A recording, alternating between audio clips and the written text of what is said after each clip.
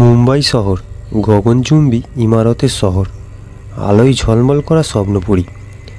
কিন্তু এর বুকের ভেতরে লুকিয়ে আছে কিছু অন্ধকার কোণ, যেখানে আলো পৌঁছায় না, যেখানে কিছু মৃত্যু কখনো মরে না। এমন এক জায়গার নাম ডিসুজা চাওয়াল। মাহিমের গলি ঘুরে গেলে একটি পুরনো দোতলা বিল্ডিং চোখে পড়বে, রং চটে যাওয়া ভাঙাচোরা বারান্দা এবং মাঝে একটা পুরনো কুঁয়ো, যার ধারে কেউ আর সন্ধ্যার পর পৌঁছায় না, কারণ ওখানে ও আছে। ওটা কি? ঘটনাটাই প্রায় 30 বছর আগে। তখন ডিসুজা চাওয়ালে থাকতেন এক মধ্যবয়সী বিধবা মায়া আন্টি। খুব সাধারণ মানুষ ছিলেন, সবার সঙ্গে হাসি মুখে কথা বলতেন। প্রতিদিন সকাল বিকেল কুঁয়ো থেকে জল তুলতেন নিজের হাতে। এক সন্ধ্যায় বৃষ্টি নামার ঠিক আগে মায়া আন্টি গিয়েছিলেন কুঁয়োতে। লোকজন তখন বাড়ির ভেতরে। কে জানে কিভাবে, হয়তো কুঁয়োর পাথর পিছলে বা হয়তো কেউ ঠেলে দিয়েছিল। সেই রাতে মায়া আন্টি আর ঘরে ফেরেনি। পরের দিন সকালে কুঁয়ো থেকে ভেসে উঠল তার নিথর দেহ, চোখ খোলা, ঠোঁটে যেন থমকে যাওয়া চিৎকার।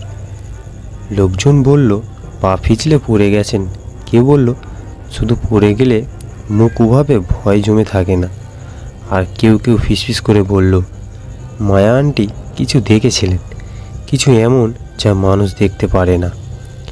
তারপর থেকে কুঁয়োর ধারে কান্নার আওয়াজ শোনা যায়, বিশেষ করে রাত 2টোর সময়।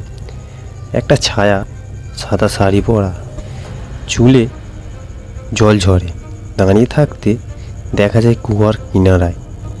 কেউ ডাকলে উত্তর দেয় না, কাছে গেলে হঠাৎ উধাও হয়ে যায়। কারোর কুয়োর পাশের ঘরগুলিতে জলের আওয়াজ, কান্না কিংবা দরজা আপনা আপনি বন্ধ হয়ে যাওয়ার ঘটনা শোনা যায়। একবার একটি ছোট মেয়ে রিনা খেলতে খেলতে চলে গিয়েছিলেন কুয়োর পাশে। মা খুঁজতে খুঁজতে গিয়ে দেখেন রিনা কুয়োর ধারে দাঁড়িয়ে কারোর সঙ্গে কথা বলছে। ও বলছে, আমি নিচে যাই। রিনার মা ছুটে এসে তাকে টেনে হিঁচড়ে সরিয়ে আনলে। সেদিন থেকে রিনা কথা বলা বন্ধ করে দেয়। ডক্টর বলে সে ভয় পেয়েছে কিছুতে, যার ভাষায় বোঝানো যায় না।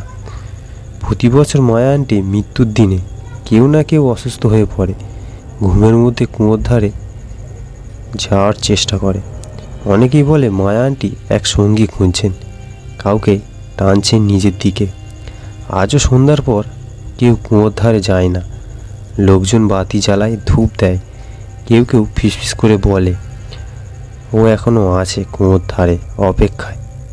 তুমি যদি কখনো মুম্বাই যাও, মহিমের ডিসুজা চাওয়ালের পাশ দিয়ে যদি একটা কুয়ো দেখো, দয়া করে তাকিও না, কারণ অনেকক্ষণ তাকানোর হয়তো ওর চোখে ততক্ষণে তোমার চোখ আটকে যাবে।